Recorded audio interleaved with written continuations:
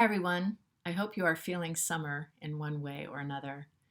With the Pride celebrations that are coming up this weekend across the state online, and also 4th of July the following weekend, there are certainly plenty of opportunities to celebrate, to think about freedoms gained, and then also to reflect and once again think about how far we still have to go in order to establish learning environments, in order to establish systems that really support all people, all groups of people to thrive.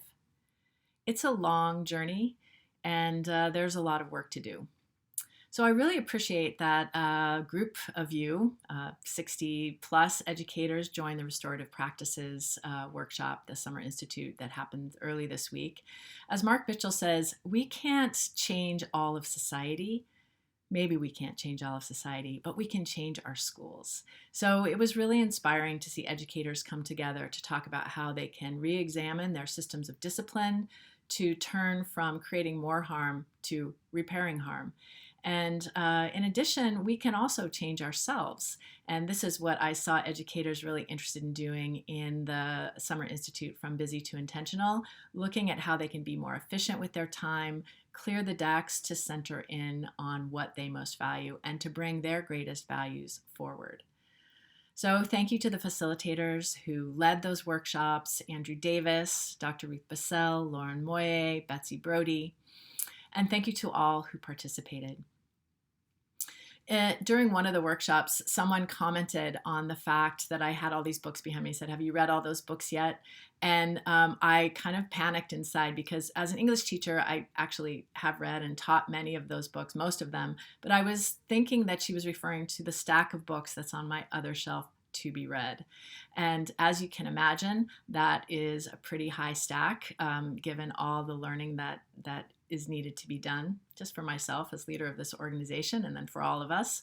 One that we just have to take it one step at a time, one book at a time. And a book that I just finished, I'm proud to say, which is excellent and I want to recommend, is The Person You Mean to Be by Dolly Chugh. The next book on my list is White Fragility: Why It's So Hard for White People to Talk About Racism by Robin DiAngelo.